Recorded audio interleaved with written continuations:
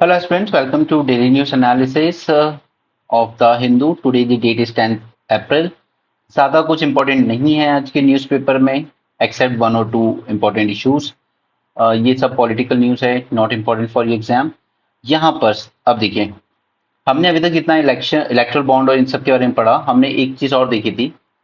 Erectile bond तो अपनी जगह है, वो करप्शन, राइट। इसके अलावा भी आपने क्या किया था, आपने कंपनीज पर रिस्ट्रिक्शन थी that they can only give 7.5% of profit of their past 3 years, right. But आपने क्या किया, ये 7.5% की लिमिट को हटा दिया। इसके अगेंस्ट इलेक्शन कमीशन ने भी वार्न किया था कि अगर आप ये हटा देंगे तो loss making companies, shell companies, ठीक है, जो एग्जैक्टली बिजनेस नहीं कर रही है, बस रजिस्टर है, ठीक है, उनका कोई बिजनेस ही नहीं है, तो ऐसी कंपनीज मनी लॉन्ड्रिंग के लिए इसको मिसयूज कर सकती हैं और ब्लैक मनी को व्हाइट मनी में कन्वर्ट करने के लिए यूज कर सकती हैं। और वही यहाँ पे दिखाता है। तो ये प्रोविजन होने के बावजूद कि 3 साल तक कंपनी एग्जिस्टेंस में होनी चाहिए, इसके बाद भी 20 कंपनीज, न्यू कंपनीज बॉट पोल बॉन्ड्स ए पनिशेबल ऑफेंस। ओके, अब क्या इन कंपनीज पर पनिशमेंट होगी, क्या इन पे फाइन लगेगा और क्या इनके जो कंपनी में ऑफिसर्स हैं क्या वो जेल जाएंगे? Now this is a big question, right. At least 20 such newly incorporated firms purchased electoral bonds worth 103 crore. When they purchased their first electoral bond, 5 of these firms were in existence for less than a year. अभी आपके existence में आए हुए 1 साल भी नहीं हुआ था एंड आपने करोड़ों के बॉन्ड्स खरीदे, and 7 of them just a year old and 8 only completed just 2 years. Right, यानी कि यहाँ पर रूल्स को अगेन दरकिनार करके आपने इलेक्ट्रल फंडिंग ली है, और सभी पार्टीज की बात है यहाँ पर। Okay, these 12 firms donated 37.5 crore, close to 75%। गया है बीआरएस, यानी कि जो तेलंगाना में पार्टी हुआ करती थी, भारतीय राष्ट्रीय समिति, ओके, मिस्टर चंद्रशेखर राव की, केसीआर, ओके, उनको गया है। Now the ban on the firms making political contribution within 3 years of incorporation was retained under Section 182 of Companies Act 23, even after Section 154 of Finance Act, amended Section 182 just before an introduction of electoral bond. Okay, तो companies act में कम से कम उन लोगों ने ये provision तो रखा था कि एटलीस्ट 3 साल तो आप एक्जिस्टेंस में रहिए, प्रॉफिट आपका हो या ना हो, यानी कि 3 साल से अगर कोई कंपनी चल रही है, वो लॉस मेकिंग है, तो भी वो डोनेशन देने के लिए एलिजिबल थी। ओके, इससे फर्दर न्यूज हमें पेज नंबर 9 पे मिलेगी, हम उसके बारे में बात करेंगे। यहाँ पर इन्होंने डिलीट कर दिया था वो प्रोविजन जो कहता था कि आप सिर्फ अपने प्रॉफिट का 7.5% दे सकते हो जो आपने पिछले 3 साल में अर्न किया है प्रॉफिट, राइट। ये प्रोविजन पार्लियामेंट ने डिलीट कर दिया था और इसी से करप्शन और ज्यादा बढ़ा है। Now the firm with technology to crack iPhone list ED as a client, तो ये कोई बड़ी बात नहीं है। न्यू दिल्ली बेस्ड एक फर्म है नोन एज नेक्स्ट टेक्नोजेन। इसके पास वो हार्डवेयर है जो आईफोन को क्रैक कर सकता है, और यहाँ पर ईडी इसकी एक क्लाइंट है, क्योंकि वो जब भी कोई एक्शन लेती है, तो जैसे अरविंद केजरीवाल हैं, वो मना कर रहे हैं कि मैं अपना फोन का एक्सेस नहीं दूंगा, तो फिर ईडी पहुंच गई एप्पल के पास। एप्पल ने कहा हमारी पॉलिसी है, हम नहीं कर सकते, तो फिर ये पहुंच गए इस कंपनी के पास कि आप कीजिए। उस तरह इसराइल की कंपनी है Cellebrite, Israeli tech firm that has acquired a global reputation for being able to break into Apple Inc iPhones. जबकि एप्पल क्या कहता है कि हमारे फोन बिल्कुल फुल प्रूफ है, तो ऐसा नहीं है, टेक्नोलॉजी में कुछ भी फुल प्रूफ नहीं होता है। आज ये सब पॉलिटिकल न्यूज है मोस्टली, क्योंकि प्रधानमंत्री जी खुद तमिलनाडु की यात्रा पर हैं। बाकी कुछ फालतू की पॉलिटिक्स बातें भी करते हैं ये लोग। जैसे कि स्मृति ईरानी जी ने भी कुछ दिन पहले स्टेटमेंट दिया कि राहुल गांधी और गांधी परिवार के संबंध टेररिस्ट लोगों से हैं। तो इस तरह की चीप पॉलिटिक्स पे उतर आए एंड ये समझ नहीं रहे हैं, अगर कभी कल को सरकार बदली, जो कि डेमोक्रेसी में कभी ना कभी बदलती है, तो कांग्रेस ने अपना स्टेटमेंट भी दिया था कि this lady will go to jail. या तो आप प्रूफ दीजिए, और या फिर आप एक ऐसी फैमिली को जिसकी फैमिली के लोगों ने जाने तक दे दी अपनी देश के लिए, आप उन पर ऐसे कुछ भी नहीं बोल सकते। इलेक्शन में एक दूसरे पे आरोप लगाना ठीक है, बट इस हद तक कुछ भी बोल देना तो फिर दैट इज सीरियस इशू। तो स्मृति ईरानी जी थोड़ा ईगो में रहती हैं। 2-3 रिपोर्टर्स की जॉब भी खाली उन्होंने, इंक्लूडिंग अभिषार शर्मा। उन्होंने उससे क्वेश्चन कर लिया था जो उनको पसंद नहीं आया, तो चैनल के ओनर से कह के उनको निकलवा दिया। ऐसे एक दैनिक भास्कर पत्रकार था, उसको भी उन्होंने ऑन कैमरा धमकी दी, मैं आपके ओनर को फोन करूंगी, एंड फिर उस बेचारे की भी जॉब चली गई। एनीवे, यहाँ पर सुप्रीम कोर्ट का एक जजमेंट आया है जो कि शायद और कंफ्यूज कर देगा चीजों को। Candidates have right to privacy from voters, यानी कि यहाँ पर कैंडिडेट्स अगर अपनी कोई चीज डिक्लेयर नहीं भी करते हैं, अपने एसेट्स वगैरह, तो भी वो कोई गलत नहीं माना जाएगा। ये सुप्रीम कोर्ट के एक लेटेस्ट जजमेंट के थ्रू कहता है। Supreme Court held that an election candidate has a right to privacy from voters and need not lay out every scrap of his or her personal life and position, past and present, for the electorate to examine. Okay? तो यहाँ पर एक bench थी mister Bose and Sanjay Kumar की, उन्होंने कहा candidates choice to retain his privacy on matter which were of no concern, ऐसे matters जो वोटर के कंसर्न पे नहीं है, that are no concern to the voters और were irrelevant to his candidature for public office did not amount to a corrupt practice. Okay, now ये एक हमेशा से एलिगेशन लगता रहा है कि अगर आप प्रॉपर अपने एसेट डिक्लेयर नहीं करते हो, जैसे अरुणाचल के एक आदमी ने केस किया था कि ये जो कैंडिडेट जीता है ना, इसने अपनी एक कार के बारे में नहीं बताया था, इसके बाद एक व्हीकल है इसने बताया नहीं था। तो सुप्रीम कोर्ट ने वही कहा है कि यार ऐसी चीजें जो पब्लिक के मैटर से कंसर्न नहीं है, जब तक कि वो मैटर पब्लिक के लिए इंपॉर्टेंट ना हो, अगर ऐसी कोई चीज आप नहीं कर पाते हो डिक्लेयर, तो वो कोई क्राइम नहीं माना जाएगा under section 123 of RPA act 1951। Okay, तो उसको करप्ट प्रैक्टिस नहीं मानी जाएगी। अच्छा, आपको इंदिरा जी का पता होगा, उनको उन्होंने जब इमरजेंसी डिक्लेयर की थी तो उसका ट्रिगर पॉइंट यही था कि इलाहाबाद हाई कोर्ट जो था, राइट, इलाहाबाद हाई कोर्ट ने उनके खिलाफ जजमेंट दिया था कि आपने गवर्नमेंट मशीनरी का मिसयूज करा है and this falls under the corrupt practices, तो आपका कैंडिडेचर वॉइड डिक्लेयर किया जाता है। ये इंदिरा गांधी जी पर एलिगेशन लगे थे उस टाइम, ठीक है। अब उसमें करप्ट प्रैक्टिसेस में क्या माना गया था कि उनके एक एडवाइजर थे, इलेक्शन के लिए उन्होंने एक एडवाइजर हायर किया था जो कि ऑलरेडी सेक्रेटरी थे पहले, उन्होंने अपना रेजिग्नेशन लेटर दे दिया था, ठीक है, उन्होंने अपना रेजिग्नेशन लेटर दिया और तुरंत बाद वो लग गए इंदिरा गांधी जी के पर्सनल एडवाइजर के काम पे उनके इलेक्शन वगैरह के लिए, लेकिन इनका जो रेजिग्नेशन लेटर था वो अगले 15 दिन तक एक्सेप्ट नहीं हुआ था। तो ये माना गया कि आपने सर्विस में रहते हुए इंदिरा गांधी जी की इलेक्शन में मदद की है, इसलिए उन पर करप्ट प्रैक्टिसेस के एलिगेशन लगे और फिर वो उनका इलेक्शन वॉइड डिक्लेयर किया और 25 जून को उन्होंने इमरजेंसी डिक्लेयर कर दी। इस वजह से 25 जून इसलिए इंपॉर्टेंट है क्योंकि इंपॉर्टेंट तो नहीं कहूंगा, खैर ये इसलिए याद रह जाती है क्योंकि लालू जी ने इस पे एक मजाक किया था कि 25 जून को हमारी बिटिया पैदा हुई थी, दैट मीसा भारती। ओके, और इसी रात को इनको अरेस्ट कर लिया गया था लालू जी को।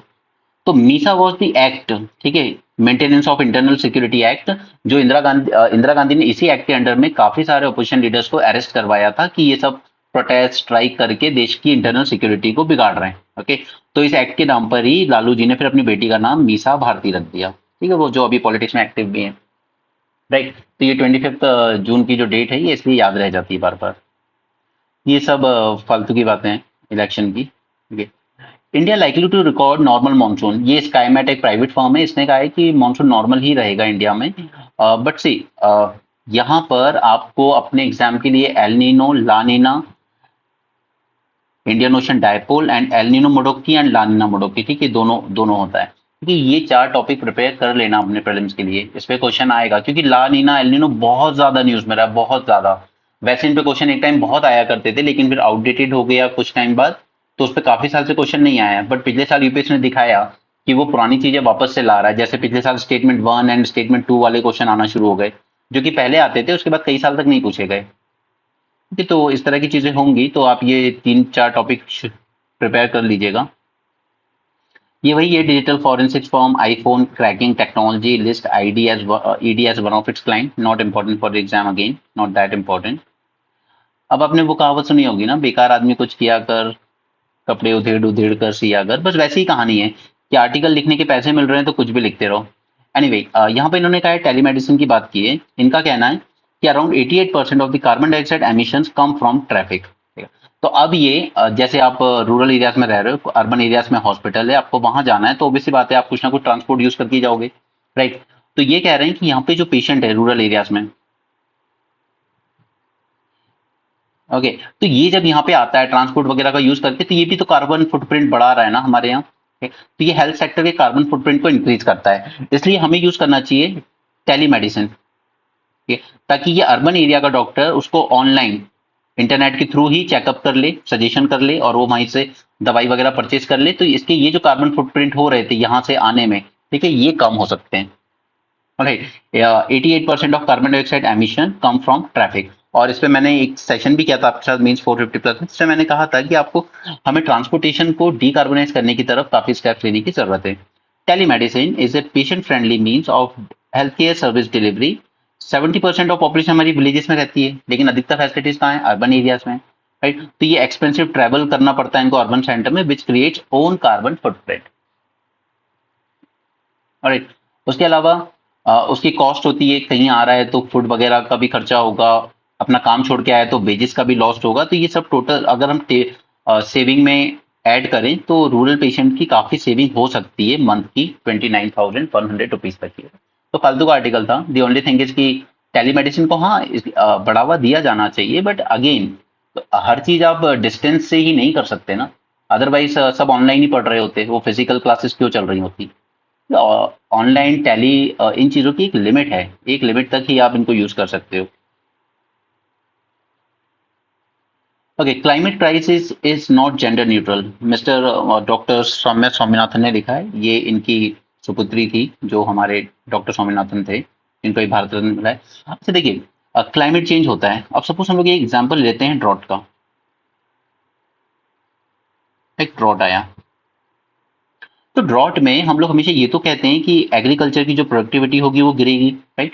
तो अब जो बेचारा मेल फार्मर होगा वो क्या करेगा, वो यहाँ से माइग्रेट कर जाएगा कहीं अर्बन एरियाज में कोई दूसरा काम देखने के लिए, ठीक है, ये होगा। बट एग्रीकल्चर में प्रोडक्टिविटी गिरी है तो दूसरा एक इसका है कि फूड सिक्योरिटी पे खतरा आएगा। अब ये फूड सिक्योरिटी ज्यादा हार्म किसको करेगी, ये पुअर लोगों को ज्यादा करेगी, ठीक है। जो वल्नरेबल लोग हैं जिनकी परचेसिंग पावर कम है उनको हार्म ज्यादा होगा, क्योंकि प्रोडक्शन कम होगा तो इन्फ्लेशन बढ़ जाएगा, चीजें महंगी हो जाएंगी, राइट। तो पुअर पे यानी कहने का मतलब ये है कि क्लाइमेट चेंज सोसाइटी के हर सोसाइटी के हर वर्ग को हर सेक्शन को अलग अलग तरीके से हार्म करता है, राइट। एग्रीकल्चर मैन को अलग तरीके से हार्म करेगा, वो माइग्रेट करेगा कहीं और शहरों में जाएगा, वहां काम करेगा, राइट। फिर शहरों में स्लम वगैरह डेवलप होंगे, फिर सैनिटेशन फैसिलिटी, वाटर, पूरा इकोसिस्टम पे स्ट्रेस आता है जैसा बैंगलोर में हुआ, राइट। पुअर्स पे अलग इम्पैक्ट करेगा उनके फूड सिक्योरिटी वगैरह को लेके। उसी तरीके से विमेन पर भी एक अलग ही इम्पैक्ट डालता है। अब ड्रॉट पे है, ड्रॉट आया तो अब विमेन पे ही सबसे ज्यादा मार आती है कि आपको वाटर फैच करके लाना होगा कहीं दूर इलाकों से, राइट। जो कि हमारा स्पेशली बुंदेलखंड साइड काफी ज्यादा देखने को मिलता है, वाटर फैच करने जैसे काम ज्यादा आते हैं। अब मैन अगर माइग्रेट कर गया तो एग्रीकल्चर की भी अब जिम्मेदारी किस पे आ गई, वुमेन पर आ गई। कई बार स्कूल में जो बच्चियां होती हैं 8th 10th क्लास में, उनको ड्रॉप आउट कर जाना पड़ता है, क्योंकि घर की जिम्मेदारियां ज्यादा बढ़ गई हैं। क्लियर। जैसे अगर मदर ज्यादा काम कर रही है, खेत भी देख रही है, तो फिर जो छोटे बच्चे होते हैं उनको संभालने की जिम्मेदारी बड़े बहनों पर आ जाती है। ओके, तो कहने का मतलब यही है कि क्लाइमेट चेंज जो है उसको हमें इंडिविजुअल लेवल पर भी देखने की जरूरत है, ना कि only climate as a whole देखने की जरूरत है, क्योंकि हर एक सेक्शन पे ये अलग अलग तरीके से इन्फ्लुएंस करता है, तो हमें उस तरीके से पॉलिसीज बनाने की जरूरत है। Climate crisis already here and it does not impact everyone equally, ठीक है। जो मैंने आपको समझाया कि सबको इक्वली नहीं हिट कर रहा है, ये अलग अलग तरीके से हिट कर रहा है। Women and girls experience disproportionately high health risk. UNDP का कहना है that women and children are 14 times more likely than man to die in a disaster. Supreme court ने अभी इस आर्टिकल को भी हम डिस्कस करेंगे क्योंकि कल हमारा न्यूज़पेपर स्किप हो गया था। Supreme Court of India has just ruled that people have right to be free from the adverse effect of climate. Now, understand this: right to be free from adverse effect of climate change. तो government पे जिम्मेदारी बनती है कि आप हम जनता का ध्यान रखें कि आप उनको एक खराब क्लाइमेट में रहने को मजबूर ना करें, राइट। तो अगर आप इस तरीके से फॉरेस्ट काटते जाओगे, माइनिंग कंपनीज को देते जाओगे, तो वहां रहने वाले आसपास के जो लोग हैं उनको ये सब सहना पड़ता है, क्योंकि कई एरियाज अर्बन एरियाज में हीट आइलैंड बने हुए पड़े हैं। Right to be free from adverse effect of climate change and right to a clean environment is already recognized as a fundamental right within right to life, that is Article 21. Climate driven crop yield reduction, okay, example हमने पंजाब में देखा, हमने तेलंगाना में देखा, wheat के production में करीब 20% तक की डिक्लाइन हमको देखने को मिली। तो ये सीधा सीधा किस पे इम्पैक्ट करेगा, हमारी फूड सिक्योरिटी पे। कम प्रोडक्शन होगा तो फिर आप पीडीएस में भी कम दे पाएंगे वल्नरेबल पॉपुलेशन को, और फिर आपकी जो प्राइसेस मार्केट में होंगे वो भी बढ़ जाएंगे, क्योंकि एक तो यील्ड रिडक्शन पे हमें क्लाइमेट का इंपैक्ट देखने को मिल रहा है, तो इसने हमारी फूड इनसिक्योरिटी को और ज्यादा बढ़ा दिया है। Adversely impacting poor household and already suffer higher nutritional deficiency. While man face social stigma like unpaid loan है तो गांव में बेइज्जती होती है कि इस पे लोन है ये चुका नहीं रहा है, माइग्रेट कर जाता है बाहर, emotional distress, sometimes even suicide, farmer suicide बहुत ज्यादा है स्पेशली महाराष्ट्र में। Similarly women experience higher domestic work burden, मैंने जैसा आपको समझाया, घर के काम, वाटर फैच करना, उसके अलावा आपको खेतों में भी देखना है, बच्चों को भी संभालना है, worse health and greater intimate partner violence. Women living in drought prone districts were more underweight, experienced more intimate partner violence and had a higher prevalence of girls marriage. और ये भी होता है जब भी इस तरह की फूड इनसिक्योरिटी टाइप की चीजें आती है ना कि खाने की दिक्कत हो रही है, तो लोग क्या सोचते हैं कि जल्दी से बेटी की शादी करके एटलीस्ट वो फ्री करो उस काम को। इस तरह की चीजें होती है, इसलिए आप हमेशा देखिएगा जो पुअर एंड बैकवर्ड रीजन है, मोस्ट इंपॉर्टेंट जो ड्रॉट प्रोन रीजन है जैसे बुंदेलखंड, राइट, इन एरियाज में आपको चाइल्ड मैरिज के इंसिडेंट्स अभी भी काफी दिखेंगे। राइट, चाइल्ड मैरिज काफी होती है अभी भी इन एरियाज में, क्योंकि बच्चों पेरेंट्स के लिए कहीं ना कहीं बच्ची एक लाइबिलिटी देखी जाती है अभी भी। Now, extreme event and gender based violence से फ्रीक्वेंसी तो बढ़ती जा रही है एक्सट्रीम वेदर इवेंट्स की। फ्लड पहले से बहुत ज्यादा आ रहे हैं, साइक्लोन ज्यादा आ रहे हैं और ज्यादा इंटेंसिटी के भी आ रहे हैं। क्लाइमेट इंड्यूस्ड नेचुरल हजार्ड्स भी देखने को मिल रहे हैं। तो 75% of Indian districts are vulnerable to hydromet disaster. Hydromet disaster में ये सब आ जाएगा, flood, drought and cyclone. Okay, तो कल को अगर प्रीलिम्स में ऐसा डायरेक्ट क्वेश्चन आ जाए तो बहुत ईजी होगा। हाइड्रोमेट डिजास्टर से आपका क्या मतलब है, तो तीन चीजें आती हैं उसमें, drought, flood and cyclone. Now, there is a clear correlation between natural disaster and gender-based violence against women. उस पर और ज्यादा जिम्मेदारियां बढ़ जाती हैं। चेंज हो रहा है वाटर साइकिल पैटर्न्स में, सीवियरली इम्पैक्ट। कई एरिया जहाँ पे बारिश कम होती थी अब ज्यादा हो रही है, कई एरिया जहाँ पे ज्यादा होती थी वहां पे कम हो रही है। Okay, access to safe drinking water increase the drudgery and reduces time for productive work and health care of women and girls. Article अच्छा है बट मोस्टली कॉमन बातें हैं जो आप आमतौर पे देखते हो अपने आसपास। India are likely to face unprecedented heat wave. इसके अगेंस्ट तो आईएमडी वार्निंग दे भी चुका है कि इलेक्शन रैलियों में ध्यान रखा जाए इस बात का। हीट वेव्स आ चुकी हैं already. Okay, it is dangerous for pregnant women, young children and elderly, most important. Exposure to pollutants in air especially Delhi में, it affect women's health, respiratory, cardiovascular disease, unborn child, impairing its physical and cognitive growth, impact on growing brain. Pollution का सबसे ज्यादा impact अगर किसी पे होता है ना तो वो है ब्रेन ग्रोथ पर, खासकर छोटे बच्चों की। Of course, not all women are equally at risk even within the same geographic और एग्रोक्राइम इकोलॉजिकल जोन। अब विद इन एक एरिया में भी हर वुमेन बराबर वल्नरेबल नहीं होगी इस क्लाइमेट इश्यूज के। ओके, वो डिपेंड करता है कि उसकी खुद की पर्सनल हेल्थ कैसी है, उसकी डाइट कैसी है, उसका न्यूट्रिशन कैसा है, उस पर डिपेंड करता है। ओके, बट इसके लिए हमें और एविडेंस की जरूरत है। अभी हम ऐसे कंक्लूजन पे नहीं पहुंच सकते कि किस तरीके से ये अलग अलग तरीके से इंपैक्ट करती है। पेरिस क्लाइमेट में हमने गोल रखा है 1.5 डिग्री तक अचीव करने का। Man provided with the same access to resources as man. अगर हम वुमेन को भी उतने रिसोर्सेज दे दें जितने कि मैन के पास होते हैं, in terms of land rights, in terms of credit, finance, money and all, तो women can increase their agriculture yield by 20 to 30%, ये माना जाता है। देखिए, बट किस बेसिस पे माना जाता है ये वही जाने। राइट, बट दे थिंक कि अगर हम विमेन को भी उतने रिसोर्सेज दें जितने मैन को देते हैं तो वो ज्यादा बेटर प्रोडक्शन कर सकती हैं एग्रीकल्चर में। Okay, tribal and rural women are at the forefront of environmental conservation. Yes, we all know, हम सब ने देखा चिपको आंदोलन, self help group, farmer producer organisation. So access to resources would encourage local solutions to emerge. अब हमें इसके लिए क्या करने की जरूरत है, खासकर हीट वेव और वाटर शॉर्टेज के लिए। तो first we should reduce the impact of prolong heat on priority groups like outdoor workers, pregnant women, infant, young children and elderly. अब इन पे आप कैसे इस इम्पैक्ट को कम कर सकते हो। यंग चिल्ड्रन है तो आप एटलीस्ट हीट वेव चल रही हो तब स्कूल्स का या तो टाइम चेंज कर दो या फिर उसको 10-15 दिन के लिए बंद कर लो। लाइक एल्डर्स के लिए, एल्डरली के लिए है तो आप हॉस्पिटल्स एंड क्लिनिक्स जो होते हैं उनमें इनको पहले प्रेफरेंस दीजिए कि आप लाइन मत लगिए या आप सेपरेट लाइन लगाइए ओल्ड पीपल। राइट, उसी तरीके से आउटडोर वर्कर्स के लिए है तो आप सड़कों के किनारे आपने देखा होगा वाटर रख दिया जाता है पेड़ के नीचे, और ज्यादा ट्री प्लांट किए जाते हैं। कई बार कुछ जगहों पर वाटर भी स्प्रे किया जाता है टाइम टू टाइम दोपहर में, ताकि थोड़ा सा ठंडक बनी रहे। राइट, तो इस तरीके से हम इन सब पे थोड़ा सा इम्पैक्ट इसका रिड्यूस कर सकते हैं। तो फर्स्ट स्टेप ये हो गया। Second is loss of productivity will impact small and large businesses and our economy. अब जैसे गर्मी जब ज्यादा होती है तो ऑब्वियसली बात है कि एक छोटा दुकानदार अगर बैठा होगा तो या तो वो भी उस टाइम बंद करके दिन में घर चला जाएगा, या फिर अगर दुकान खोल के बैठा भी रहेगा तो उस टाइम लोग आएंगे नहीं उसके पास, कोई कस्टमर आना पसंद नहीं करेगा कि अभी बहुत तेज धूप है अभी नहीं जा रहा हूँ।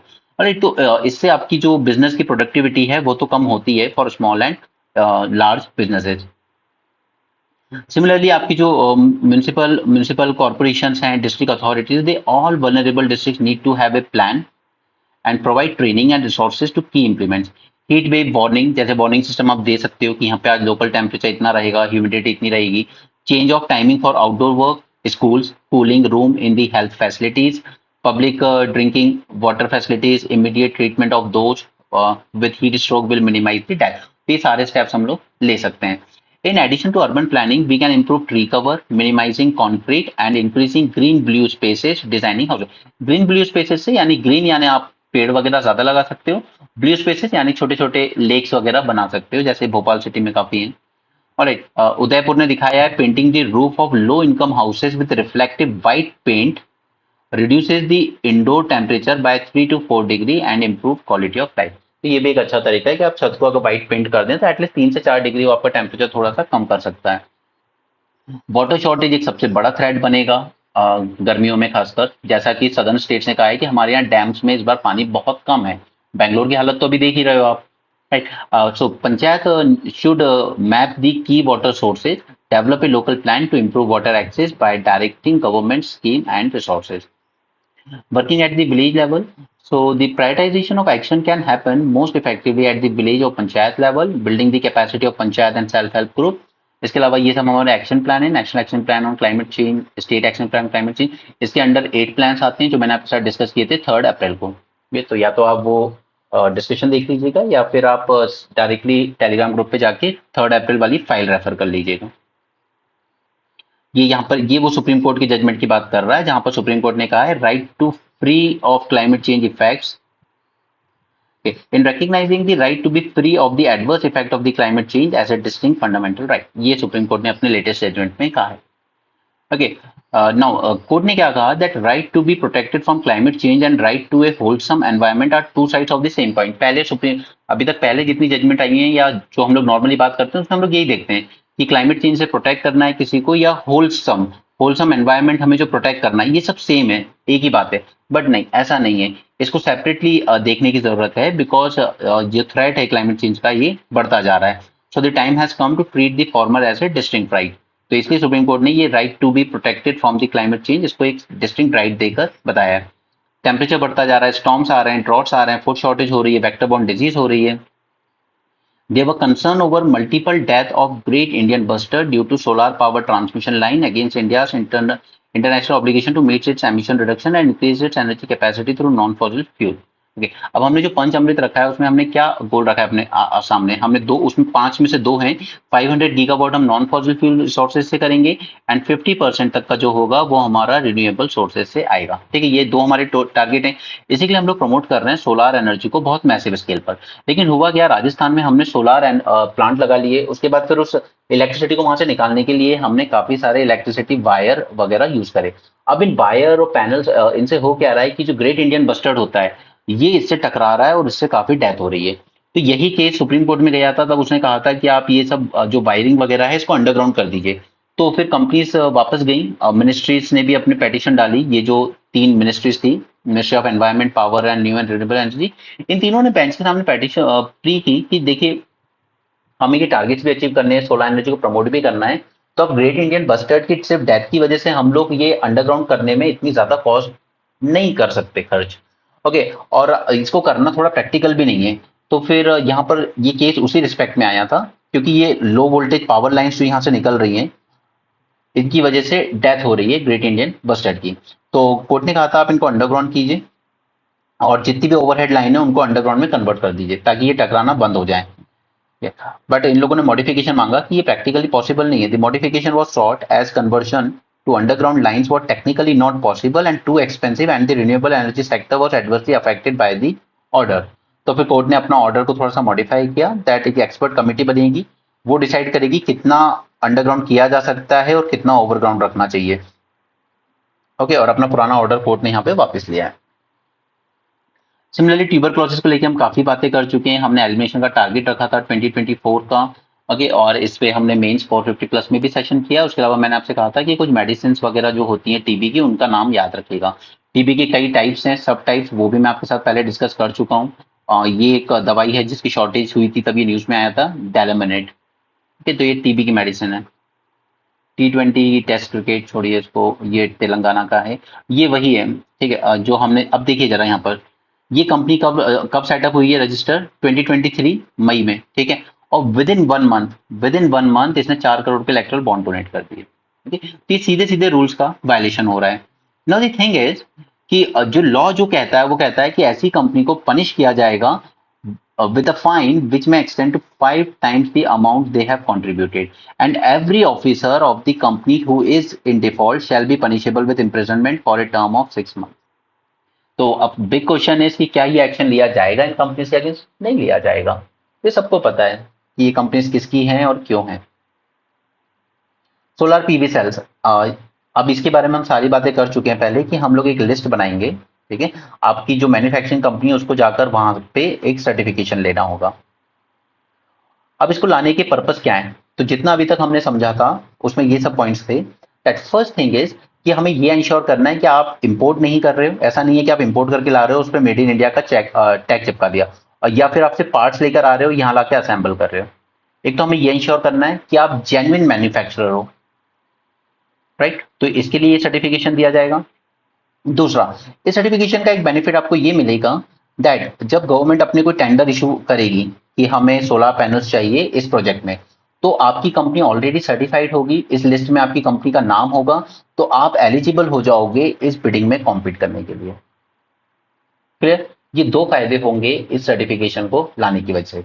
अब गवर्नमेंट का लाने का इसका गोल क्या है? फर्स्ट थिंग ऐसे है कि वो चाइना से जो इंपोर्ट आ रहा है, बहुत ज्यादा इंपोर्ट कर रहे हैं हम लोग चाइना से, इसको कर्टेल करना चाहते हैं, कम करना चाहते हैं इसको। Okay, this is first thing. क्योंकि यहाँ पे आप रजिस्टर्ड हो गए, आप सर्टिफाइड हो गए, आप मैन्युफैक्चर हो गए, तो आपको प्रेफरेंस दिया जाएगा। सेकंड इज कि चाइना में कॉस्ट बहुत कम हो गई है इसकी। अब कॉस्ट कम क्यों हुई है? क्योंकि देखिए इसके जो कंपोनेंट्स बनते हैं ना, जैसे इंगॉट्स होते हैं सबसे पहले, ठीक है, मैंने ये आपको पहले समझाया था, इंगॉट्स होते हैं, राइट। इसके बाद आपके वेफर्स बनते हैं, फिर उसके बाद जाके आपके सोलर सेल्स बनते हैं, और फिर उसके बाद जाके सोलर मॉड्यूल्स बनते हैं, राइट। ये हमने देखा था अभी पिछले कुछ दिनों पहले डिस्कशन, जब आर्टिकल आया था इससे रिलेटेड, राइट। तो इसमें क्या होता है, इन सब में आप ये मान लीजिए कि एक सोलर पैनल बना है ना, तो उसमें उसकी 40% जो कॉस्ट आई होगी वो सिर्फ इलेक्ट्रिसिटी की है। ये जो इलेक्ट्रिसिटी यूज हुई होगी उसको बनाने में 40% कॉस्ट, और चाइना हैविली सब्सिडाइज करता है ये इलेक्ट्रिसिटी जो कंपनीज को दी जाती है। और हमारे इंडिया में उल्टा है, हमारे यहाँ घरों में जो बिजली आती है वो आती है आपकी 5 से 7 रुपए पर यूनिट आती है, राइट। बट इंडस्ट्रियल एरिया में जब आप जाओगे तो वहां पे आपकी जो यूनिट आती है पर यूनिट कॉस्ट, वो आती है 13 रुपीज to 15 रुपीज, ये इंडस्ट्रियल एरिया में। तो हमारे यहाँ अगर कोई कंपनी मैन्युफैक्चरिंग करने जा रही है तो उसकी जो इलेक्ट्रिसिटी रिक्वायरमेंट की जो कॉस्ट है वो बहुत हाई होती है। अब चाइना क्या करता है, अब क्योंकि हमारी ये कॉस्ट हाई है, तो जो आउटपुट जो फाइनल प्रोडक्ट निकलेगा उसकी कॉस्ट क्या हो जाएगी, हाई। चाइना क्या करता है कि अपने यहाँ की जो सोलर पैनल वाली कंपनी उनको इलेक्ट्रिसिटी हैविली सब्सिडाइज करके दे देता है, and this is called as inbuilt subsidy. वो पैसे नहीं दे रहा उन कंपनीज को, लेकिन वो इलेक्ट्रिसिटी बहुत सस्ती दे रहा है। तो उससे क्या हुआ, वहां पे जो कंपनी सोलर पैनल बना रही है उनकी इनपुट कॉस्ट ही कम हो गई। ओके, तो उनकी जो आउटपुट निकल के आया, जो सोलर पैनल बन के आया ना, वो बहुत चीप बन के आता है, और फिर ये लोग सस्ता बेचते हैं, तो वर्ल्ड ओवर का मार्केट ये लोग कैप्चर करते हैं। और इसीलिए जब हम चाइना से इंपोर्ट कर रहे हैं तो हमारे जो मैन्युफैक्चरर्स हैं वो कॉम्पीट नहीं कर पा रहे हैं कॉस्ट में, राइट। तो गवर्नमेंट ने इस इंपोर्ट को ही रिड्यूस करने के लिए ये सब चीजें की है। तो हम भी फिर प्रोडक्शन लिंक इंसेंटिव स्कीम्स वगैरह लाए जिसमें हम इंसेंटिव दे रहे हैं। समझ में आई पूरी story? So, recent government order on attempt to increase local sourcing of solar module to support India's renewable manufacturing ecosystem has been widely reported in media as import restriction. तो अब ये कह रहे हैं कि चाइना से जो आ रहा है ना उसके इंपोर्ट पर रिस्ट्रिक्शन लगा रहा है। देखिए, इंपोर्ट रिस्ट्रिक्शन अलग चीज है और इंपोर्ट सब्सटीट्यूशन अलग चीज है। चाइना भी अपनी कॉस्ट कम हो इसके लिए उनको सब्सिडी दे रहा है, राइट, ताकि वर्ल्ड ओवर का मार्केट कैप्चर किया जाए। तो हम भी इंपोर्ट रिस्ट्रिक्शन नहीं कर रहे हैं, हम इंपोर्ट सब्सटीट्यूशन कर रहे हैं कि हम भी उतना ही अच्छा क्वालिटी का पैनल उतनी ही कम कॉस्ट में बना सकें। तो इसके लिए गवर्नमेंट ने लेकर आई है ALMM list. This list will consist of the manufacturers who are eligible for use in government projects. आप गवर्नमेंट प्रोजेक्ट्स में एलिजिबल रहेंगे। हालांकि पहले ये ऑर्डर लेके आए थे बट इसको फिर डिले कर दिया था, बिकॉज जो कुछ कंपनीज थी उनकी डिमांड थी कि रिन्यूएबल पावर प्रोड्यूसर जो थे दैट हमने पहले ही सेल कॉन्ट्रैक्ट सिक्योर कर लिए गवर्नमेंट के साथ, ये रूल इशू होने से पहले ही, when solar modules and cells were overwhelmingly imported from China at highly competitive price. Okay, तो फिर अब हम लोग ये कॉन्ट्रैक्ट ले चुके हैं ऑलरेडी, और हमने अधिकतर अपने पैनल जो है वो चाइना से इंपोर्ट कर रहे हैं, कॉन्ट्रैक्ट भी ले चुके हैं, तो फिर हमारा लॉस हो जाएगा। तो गवर्नमेंट ने उस टाइम इन ऑर्डर्स को थोड़ा सा डिले कर दिया था, बट अब इन्होंने फिर से रीइंट्रोड्यूस कर दिया है। इसके अलावा PLI स्कीम मैं आपको पहले पढ़ा चुका हूँ, इसके लिए भी लाई गई है सोलर पैनल के लिए। PLI के बारे में याद रखिएगा बस एक पॉइंट कि ये सेल्स होने के बाद ही मिलेगा आपको इसका इंसेंटिव। ऐसा नहीं है कि हमने मैन्युफैक्चरिंग कर दी लाइए इंसेंटिव दीजिए, नो, सेल कीजिए पहले। अब इलेक्ट्रिक व्हीकल वालों के साथ यही प्रॉब्लम है, उनकी सेल नहीं हुई है। फेम 2 स्कीम आपकी जो है वो एक्सपायर होने वाली है, उसका टेन्योर, ठीक है। अब अगर इसीलिए अब ये लोग बहुत हैवी डिस्काउंट पे बेच रहे हैं आपको इलेक्ट्रिक व्हीकल। अगर आपको खरीदना है तो आप खरीदिए, ये सबसे बेस्ट टाइम है। ओके, क्योंकि इनका स्टॉक पड़ा हुआ है, इन्वेंट्री पड़ी हुई है इनके पास, बट इनको बेचना है। अदरवाइज यहाँ पे इस फेम स्कीम में जो इंसेंटिव मिलने वाला था वो लैप्स कर जाएगा, इंसेंटिव नहीं मिलेगा उन्हें। ओके, तो वो डिस्काउंट पे निकाल रहे हैं अपने scooters. India's domestic sector has boosted its production capacities and bettered the price competitiveness to meet the local demand. So this is not an attempt to restrict import, but just an import substitution strategy. Okay. India is overwhelmingly import dependent to meet its demand of solar cells and modules with China and Vietnam. वहां से सबसे ज्यादा आते हैं। China command more than 80% share of manufacturing capacity across polysilicon, ठीक है, जो ingots वगैरह में यूज होता है, wafer, cell and module. In comparison, manufacturing capacity in India is relatively low and largely restricted to last manufacturing stage. ठीक है, PLI scheme भी लेकर आए हम इसके लिए। फिर यहाँ पर हमने क्या किया था, चाइना से आने वाले इंपोर्ट्स को कम करने के लिए हमने पहले तो कस्टम ड्यूटी बढ़ा दी, ओके, पीवी मॉड्यूल्स पर, ताकि वो महंगा हो जाए तो हमारे इंडिया वाले कॉम्पीट कर पाए। और जो पीवी सेल्स आते थे उस पर हमने 25% पीवी कस्टम ड्यूटी बढ़ा दी। ठीक है, याद रखिए stage, ingots, wafers, then cells and then modules बनते हैं। इसी तरह से मैंने आपको चिप में भी पूरी स्टेजेस समझाई है, चारों stage. This is mainly because of the lower cost of power supply to industry. अब चाइना में ये चीप क्यों है इसकी मैन्युफैक्चरिंग, क्योंकि वो लो कॉस्ट पर इलेक्ट्रिसिटी सप्लाई करता है उनको। क्योंकि electricity accounts for 40% of production cost of polysilicon and almost 20% of the ingots and wafers. जब इनपुट कॉस्ट ही कम हो गई तो फाइनल प्राइस भी कम हो गई। ये हमने टारगेट रखा हुआ है 500 gigawatt of install capacity from non fossil fuel by 2030 under Panchamrit, and we have fastest growth rate for demand of electricity through 2026। तो इलेक्ट्रिसिटी डिमांड बढ़ेगी तो सोलर पावर भी बढ़ाना पड़ेगा हमें। पाकिस्तान की जुडिशरी इंडिपेंडेंट है या नहीं, वी आर नॉट इंटरेस्टेड, हमारे काम की चीज नहीं है। आगे चलते हैं। ओनियन एक्सपोर्ट का कल हमने देख ही लिया था कि फार्मर से तो लिया गया 12 रुपए 15 रुपए में, और आज यूएई में बिक रहा है ये 120 रुपए से ऊपर। ये गवर्नमेंट जो बैन लगाती है उससे लॉस हमेशा फार्मर का ही होता है। हमास को एक ऑफर दिया है इजराइल ने ट्रूज का, लेकिन हमास कह रहा है नहीं, आप पूरा विड्रॉ कीजिए पहले पैलेस्टीन की टेरिटरी से, और जो 1967 वाली जो बॉर्डर थी उसको रिकग्नाइज कीजिए, तभी हम ट्रूज के लिए एग्री करेंगे। तो इसराइल का क्या जा रहा है, मत करो एग्री। ठीक है, नेतन्याहू इनका तो कुछ नहीं कह सकते, ये चाहे डील कर पाए हमास के साथ या नहीं कर पाए, the thing is that he has to go. इनकी कुर्सी तो जानी है। यहाँ पे तालिबान ने एक कमिटी बनाई थी, कमीशन बनाई थी अंडर मिनिस्टर ऑफ जस्टिस। ठीक है, तो फाइनली तालिबान ने रिस्टोर करना शुरू कर दिए properties of displaced Hindus and Sikhs in Afghanistan. तो ये फाइनली एक पॉजिटिव न्यूज है। अब इसको आप इस कंटेक्स्ट में देखिए कि आज तक तालिबान को किसी भी कंट्री ने रिकग्नाइज नहीं किया है, तालिबान रेजिम को, और क्योंकि आपने पावर कैप्चर किया, आपने कोई इलेक्शन या कोई एक कॉन्स्टिट्यूशन बना के नहीं फॉलो किए। There is a commission set up by the current government under chair of Minister of Justice to return their owners all properties usurped by warlords during the former regime. Okay, so this is one good step.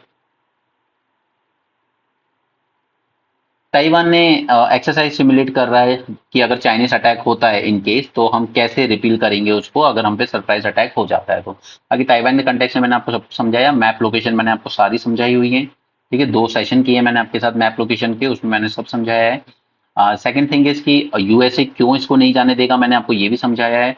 और third thing is कि semiconductor एक ऐसी चीज है जिसपे Taiwan का अच्छा खासा कंट्रोल है। अगर ताइवान चाइना के हाथ में चला जाता है तो आप ये समझिए कि इंडस्ट्रियल 4.0 का जो पूरा बेस है सेमीकंडक्टर एंड चिप्स, ये पूरा चाइना के कंट्रोल में चला जाएगा।